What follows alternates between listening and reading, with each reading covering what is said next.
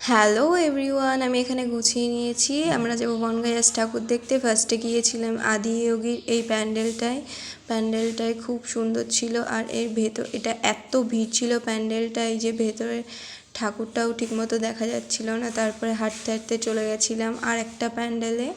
এই প্যান্ডেলটা পুরো ময়ূরের ছিল আর হাতের কারুকার্যগুলো এত সুন্দর ছিল বলে বোঝানোর মতো না। তারপরে ঠাকুরটা দেখে এখান থেকেও আমরা বেরিয়ে আসলাম। আসার সময় রাস্তায় দেখি আমার একটা বান্ধবীর সঙ্গে দেখা হয়ে গেল রাস্তায়।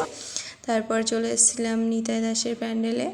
এই প্যান্ডেলটা তো আমার পার্সোনালি খুবই ভালো লেগেছে। ভেতরের ঠাকুরটাও খুব সুন্দর ছিল। তারপরে আমরা চলে গেছিলাম ভূতের প্যান্ডেলে। এখানে ভয়ঙ্কর আওয়াজ হচ্ছিল, আওয়াজ শুনেই তো আমার ভয় লাগছিল।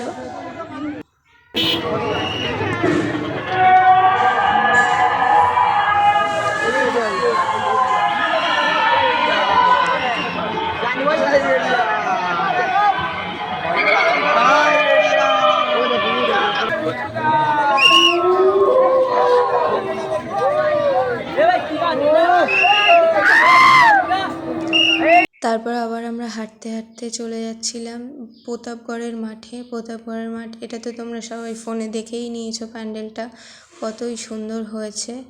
আর ভেতরে ঠাকুরটাও খুব সুন্দর হয়েছে। তারপরে প্যান্ডেল থেকে বেরিয়ে আমরা ভেবেছিলাম একটু মাঠে বসবো। তা মাঠে এত লোকজন হয়েছে যে বসার একটুও জায়গা নেই, তাই চলে গেলাম আমরা। এটা আয়রন গেটের মাঠের প্যান্ডেল। এই প্যান্ডেলটাও খুব সুন্দর ছিল, ভেতরে ঠাকুরটাও শোলার কাজ খুব সুন্দর। তারপর আমি আর বৌদি এসেছিলাম, শাড়ি পরেছিলাম, সেম সেজেছিলাম, তোমাদের সঙ্গে একটু শেয়ার করলাম।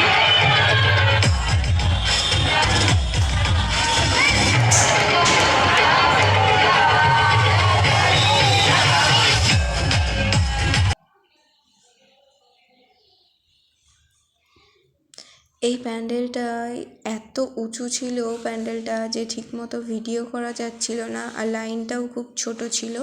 তা প্যান্ডেলটার ভেতরের ঠাকুরটাও খুব সুন্দর ছিল, আমার খুব পছন্দ হয়েছে। তারপরে চলে গেছিলাম আর একটা প্যান্ডেলে। এটা বাঁশ দিয়ে পুরোপুরি তৈরি হয়েছিল আর ভেতরে শোলার থালা দিয়ে